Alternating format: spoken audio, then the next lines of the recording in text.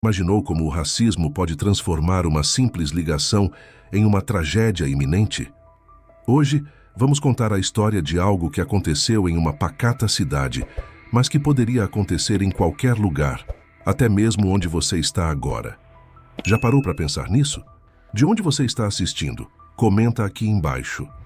A cena começa com uma mulher, furiosa, apertando o telefone como se fosse a última coisa que ela pudesse controlar. "Esse garoto negro está causando problemas", dizia ela, cheia de certeza, mas sem ter ideia do peso das palavras que saíam da sua boca. Do outro lado da linha, um operador ouvia atentamente, enquanto o alvo das acusações, um adolescente tranquilo, nem sequer sabia do perigo que estava se formando contra ele. E então, como se o destino quisesse intervir, um Corolla preto surge na cena. As rodas cantam, chamando a atenção de todos. De dentro do carro, desce a juíza da cidade, uma mulher poderosa com passos firmes e uma expressão que misturava decepção e raiva. Ela caminha até a mulher, olha diretamente para ela e diz algo que ninguém ali esperava ouvir. "Esse garoto que você está acusando de causar problemas é meu filho. Agora me diz, o que você faria se estivesse no lugar dela?" Essa história vai além do susto. É um alerta sobre como o racismo pode cegar as pessoas e levá-las a cometer erros graves. Você está pronto para entender tudo o que aconteceu depois disso? Então não sai daqui, porque a verdade vai te surpreender. Meu nome é Gustavo, e naquele dia, enquanto esperava minha mãe no parque da Quinta da Boa Vista, não imaginava que a tranquilidade do momento se transformaria em algo tão ameaçador. Eu encostei em um carvalho, aproveitando o calor do sol da tarde e o cheiro da grama recém-cortada. A promessa de minha mãe de vir me buscar logo me fazia sentir seguro. No entanto, uma sensação estranha me puxou de meus pensamentos. Quando abri os olhos, percebi uma mulher de meia idade me observando com desconfiança. Seus lábios estavam pressionados em uma linha fina e os olhos se estreitaram quando ela se levantou do banco, seus movimentos rígidos e determinados. "O garoto, o que você está fazendo aqui?" ela exigiu, sua voz afiada e acusatória. "Este é um parque familiar, não um lugar para encrenqueiros. Saia agora ou eu chamo a polícia." Suas palavras me feriram profundamente. Confusão e raiva começaram a crescer dentro de mim. "Senhora, eu não estou causando nenhum problema." Eu insisti, lutando para manter a voz calma. "Estou apenas esperando minha mãe. Eu tenho todo o direito de estar aqui."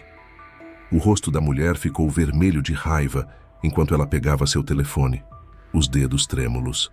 Eu me levantei lentamente, estendendo as mãos em um gesto de paz.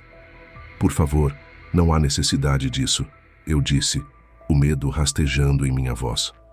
"Estou dizendo a verdade. Minha mãe estará aqui a qualquer minuto." Mas a mulher já havia tomado sua decisão. Ela chamou a polícia, e seus olhos nunca deixaram meu rosto. "Olá, sim, eu preciso denunciar um adolescente suspeito no parque da Quinta da Boa Vista", ela disse ao telefone, sua voz claramente preocupada. Eu fiquei paralisado, uma onda fria de pavor me invadiu. Eu sentia que estava sendo criminalizado por simplesmente existir, por estar no lugar errado na hora errada, e tudo isso apenas por causa da cor da minha pele. Minutos depois, o som das sirenes e de pneus cortou o ar, e 2 viaturas policiais pararam no parque. Luzes vermelhas e azuis pintaram o ambiente em flashes. Meu coração batia forte e um arrepio percorreu minha espinha enquanto observava os policiais se aproximando. Eu sabia que esses encontros poderiam se tornar perigosos, principalmente para jovens negros como eu. O que eu não sabia era que minha vida estava prestes a mudar para sempre. Quando o policial mais alto perguntou qual era o problema, a mulher se adiantou e, com um tom de desprezo, disse que eu estava vadiando. Essa versão distorcida da história me feriu ainda mais. A cada minuto que passava, eu podia sentir a situação escapando de minhas mãos. Eu já tinha visto incontáveis vídeos sobre situações assim, sobre como tudo podia dar errado em um piscar de olhos. E agora, eu estava no meio de uma delas. Fiquei imóvel, como minha mãe sempre me ensinou. Minhas mãos estavam bem visíveis ao lado do corpo, sem nenhum movimento brusco. O policial mais alto chegou primeiro, analisando tudo ao redor. Ele olhou para mim, depois para a mulher e perguntou: "Qual é o problema aqui?" Antes que eu pudesse dizer qualquer coisa, ela deu um passo à frente. Parecia que já tinha ensaiado cada palavra. "Este jovem está causando problemas aqui há horas", disse ela, com a voz cheia de autoridade falsa. Eu pedi para ele sair, mas ele se recusou.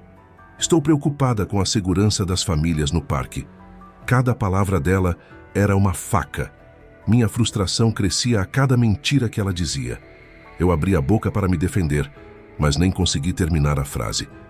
"Nós falamos com você em um momento, filho", cortou o outro policial, num tom que deixava claro que meu lado era o menos importante ali.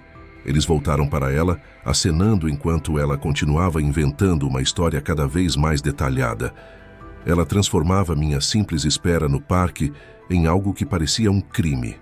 Eu sentia a situação fugindo do meu controle. Quando finalmente se viraram para mim, as expressões deles estavam carregadas de desconfiança.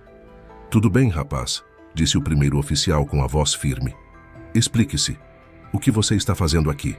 Respirei fundo, tentando manter a calma que parecia escapar por entre meus dedos. Eu só estava esperando minha mãe vir me buscar", expliquei, lutando para que minha voz não vacilasse. "Eu venho aqui o tempo todo." Não estava incomodando ninguém. Os dois trocaram um olhar. Aquele tipo de olhar que dizia que eles já tinham feito um julgamento. "Você tem alguma identificação?" perguntou o segundo policial, com a mão repousando no cinto de forma nada tranquilizadora. "Não, senhor. Eu só tenho 16 anos. Não tenho carteira de motorista." Enquanto eles continuavam com as perguntas, sentia minha mente se embaralhar. Eles falavam rápido, num tom cético, como se já soubessem que eu estava mentindo. Cada resposta parecia ser ignorada ou retorcida contra mim. Era como tentar segurar a areia que escorre por entre os dedos. Estava ficando difícil respirar. Eu só queria que minha mãe chegasse logo. Eu podia sentir tudo ficando pior. O policial agora estava mais rígido, a postura dele carregada de autoridade, e parecia que a qualquer momento a situação ia explodir. Ao meu redor, uma pequena multidão começou a se formar. Pessoas com os celulares em mãos gravando tudo. Meu coração disparou ainda mais. Saber que esse momento humilhante poderia parar nas redes sociais só fazia minha ansiedade aumentar. A cada segundo, eu me sentia mais exposto, mais vulnerável. Foi quando ouvi o baixo ronco de um motor, vindo da entrada do parque. Olhei para o som e vi um Corolla preto elegante se aproximando devagar. A atenção de todos se voltou para o veículo, incluindo a dos policiais. O comportamento do oficial mudou imediatamente assim que a porta do motorista se abriu. Seus olhos se arregalaram e era evidente que ele sabia exatamente quem estava ali. Senti um peso saindo do meu peito naquele instante. Minha mãe havia chegado. Ela desceu do carro com sua presença marcante, como sempre. Angela Thompson, a juíza da cidade. O parque ficou em silêncio absoluto. Todos estavam atentos a cada movimento dela. Caminhando com firmeza, seus olhos foram direto para mim. Meu alívio foi imediato, mas quando vi a tensão no maxilar dela, percebi que aquilo estava longe de terminar. A boca da mulher, Sarah, caiu aberta de puro choque. Ela começou a entender o tamanho do erro que havia cometido. Ao meu lado, o policial se endireitou rapidamente, tentando demonstrar compostura, mas já era tarde. Minha mãe era boa em captar o clima de uma situação e dava para ver que ela já havia entendido tudo. "O que está acontecendo aqui?" perguntou a juíza Thompson, sua voz cortando o ar como uma lâmina. Era uma voz que carregava autoridade, mas também uma frieza que fazia até o policial hesitar. Ela estava furiosa, e eu sabia que, apesar de ser minha mãe, naquele momento ela era antes de tudo a autoridade da cidade. O silêncio era absoluto. Cada palavra que minha mãe dizia parecia ecoar pelo parque, clara e carregada de propósito. Os policiais, que antes pareciam tão confiantes, agora desviavam os olhos como se estivessem buscando um lugar para se esconder. Sarah, por outro lado, parecia prestes a desmoronar. O olhar firme e penetrante da juíza Angela Thompson a atingiu em cheio, deixando claro que sua atitude estava sob julgamento. Minha mãe examinou a cena, seus olhos atentos registrando cada detalhe. As viaturas estacionadas, a multidão curiosa e, por fim, eu, ainda com a postura rígida, tentando manter a compostura. Ela respirou fundo antes de falar, sua voz carregada de autoridade. Gostaria de entender por que meus policiais estão questionando meu filho em um parque público. O policial mais alto pigarrou, sua confiança sumindo como fumaça. Ele tentou se justificar, mas sua voz estava trêmula. Excelência, recebemos uma ligação sobre um indivíduo suspeito. Suspeito? Minha mãe o interrompeu, arqueando uma sobrancelha em pura incredulidade. O que exatamente tornou meu filho suspeito? Sara deu um passo hesitante à frente e sua voz finalmente saiu, mas tremia tanto quanto suas mãos. Ele estava aqui, esperando por horas. Eu pensei. Minha mãe se virou para ela com a voz baixa, mas afiada como uma lâmina. Você pensou o que exatamente? Que um adolescente negro sentado em um parque público só poderia estar tramando algo ruim? O rosto de Sara ficou vermelho como um tomate. Suas palavras falharam. Sua certeza evaporou diante de todos. O constrangimento era evidente. Minha mãe, no entanto, não parou. Ela se virou novamente para os policiais, sua expressão agora misturando decepção e determinação. Cavalheiros, esta situação destaca uma questão crítica. Vocês consideraram a possibilidade de parcialidade na chamada que receberam? Abordaram meu filho com a mesma presunção de inocência que dariam a qualquer outro cidadão? O silêncio que seguiu foi ensurdecedor. Os policiais não tinham resposta, e a multidão parecia segurar o fôlego, esperando o desfecho. Foi então que minha mãe colocou uma mão protetora no meu ombro. Seu toque era firme, mas reconfortante, e quando ela voltou a falar, sua voz estava mais suave, mas ainda cheia de força. Naquele momento, eu soube que ela estava lutando não apenas por mim, mas por algo muito maior. E ela não ia parar até garantir que todos ali entendessem o peso do que tinha acabado de acontecer. Minha mãe abaixou os olhos para mim com uma expressão que misturava preocupação e força. Você está bem, querido? Ela perguntou, sua voz firme, mas cheia de ternura. Assenti lentamente, sentindo o nó apertado no meu peito finalmente se desfazer. Estou bem, mãe, respondi. E mesmo com o medo ainda rondando, minha voz saiu firme. Ela segurou meu ombro por um momento, me dando aquela segurança que só uma mãe consegue transmitir. E então se voltou para o grupo reunido ao nosso redor. Sua postura era resoluta, o tipo de presença que exigia atenção.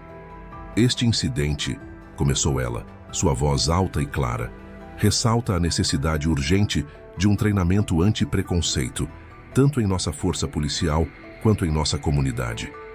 Nenhuma criança deveria se sentir criminalizada por simplesmente existir em espaços públicos.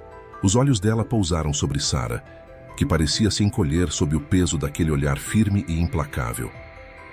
Espero que isso seja um chamado para despertar.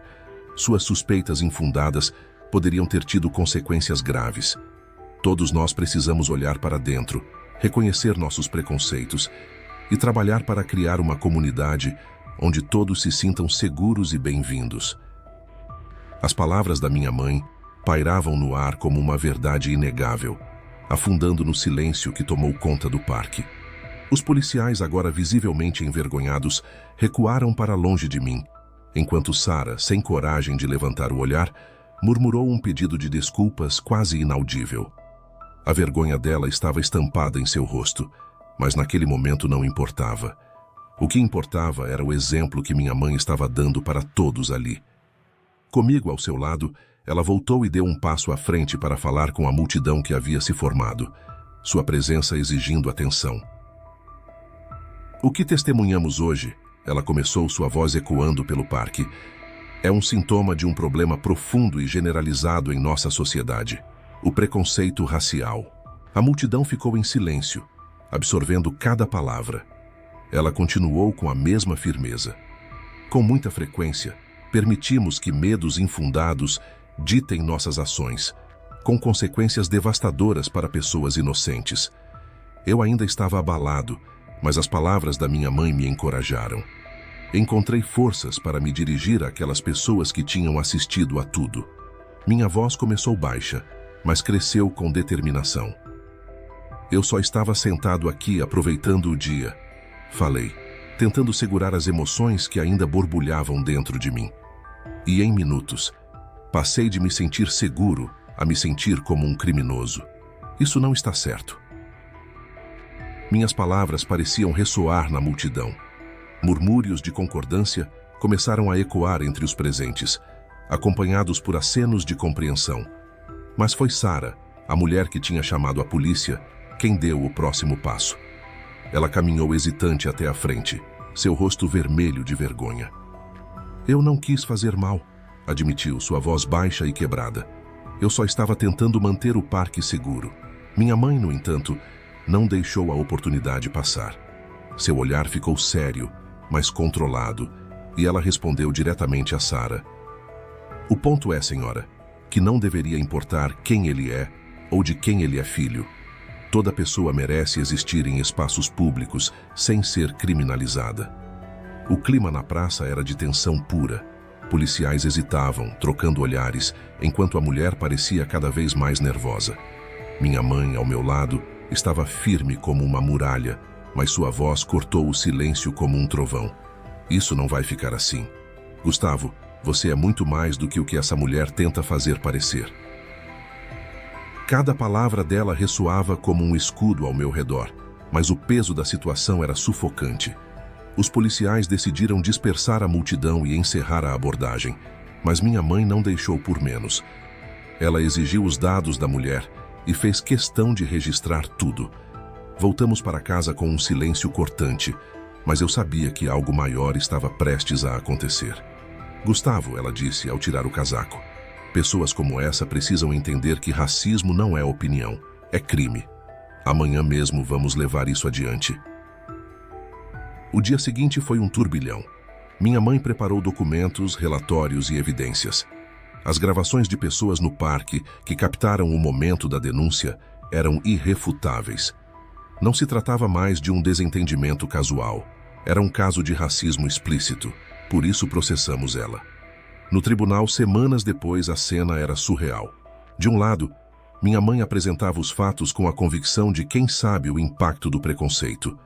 Do outro, a mulher, identificada como Marta Vilar, parecia desconfortável, mas ainda sustentava sua defesa de que apenas fez o que achava correto. Eu assistia a tudo com o coração na garganta. Quando fui chamado a depor, o peso de minhas palavras parecia esmagador, mas eu sabia que precisava ser forte. Eu só estava no parque, esperando minha mãe. Não fiz nada errado, mas fui tratado como uma ameaça, como se minha vida não tivesse valor, simplesmente por ser quem eu sou. O silêncio que se seguiu era ensurdecedor. Por um momento, achei que até o juiz sentiu o impacto das minhas palavras. As palavras ecoaram pela sala do tribunal enquanto eu descia do púlpito. O semblante da mulher se desfez por um instante, mas logo ela voltou a manter a postura rígida. Seu advogado tentou apresentar uma justificativa de que tudo havia sido um mal-entendido, mas os vídeos mostravam claramente sua atitude preconceituosa. Minha mãe, com a determinação de sempre, expôs a fragilidade dos argumentos da defesa. Mal-entendido? Uma ligação acusatória baseada apenas na cor da pele não é um equívoco. É um crime, ela afirmou, sua voz firme. Dias depois, a sentença veio. Marta Vilar foi condenada por difamação, denúncia falsa e discriminação racial. Além de pagar uma indenização, teria que cumprir serviços comunitários em programas educacionais sobre igualdade racial. Apesar da vitória, minha mãe me lembrou que aquilo era apenas um começo. Gustavo, não podemos mudar o mundo de uma vez, mas cada passo conta. O importante é que essa mulher agora sabe que suas ações têm consequências. Na mesma semana, algo inesperado aconteceu. Um jornal local divulgou a história, e logo ela estava em todos os noticiários. Minha mãe era celebrada por sua coragem, mas eu me sentia dividido. Por um lado, orgulhoso do que conquistamos. Por outro, incomodado por me tornar o centro de uma questão tão pesada. Na escola, alguns colegas me olhavam de maneira diferente, alguns com admiração, outros com curiosidade, como se eu tivesse me tornado um símbolo. No entanto, a maior surpresa veio alguns dias depois. Durante o intervalo, fui chamado à diretoria. Lá, sentado na sala, estava o advogado de Marta. Ele trazia uma carta. Gustavo, minha cliente pediu que eu entregasse isso a você. Peguei o envelope com hesitação. As palavras escritas à mão eram um pedido de desculpas. Eu não consigo justificar minhas ações, mas espero que algum dia você possa me perdoar. Estou aprendendo o quanto minhas atitudes estavam erradas e lamento profundamente pelo que fiz você passar. Segurei a carta por um instante, sem saber como me sentir. Perdoar parecia algo distante, quase inalcançável, mas parte de mim queria acreditar que mudanças reais eram possíveis. Guardei o envelope e saí da sala com passos hesitantes. Aquele pedido de desculpas poderia não apagar tudo, mas era um começo. Nos dias que se seguiram, a rotina na escola mudou. Alguns professores começaram a usar minha experiência como exemplo em debates sobre racismo e preconceito. Embora isso fosse importante, eu sentia um peso em ser constantemente lembrado do que aconteceu. Em casa, minha mãe sempre dizia: Gustavo, você tem uma força que talvez ainda não conheça. Use essa experiência para inspirar outras pessoas. Mas como fazer isso quando tudo ainda era tão recente? O impacto da sentença contra Marta Vilar também reverberava na comunidade. Grupos locais organizaram debates e reuniões para discutir o racismo em nosso bairro. Fui convidado para participar, mas hesitei no início. Só aceitei depois de muita insistência de minha mãe e dos meus amigos. Na reunião, percebi algo que mudou minha perspectiva.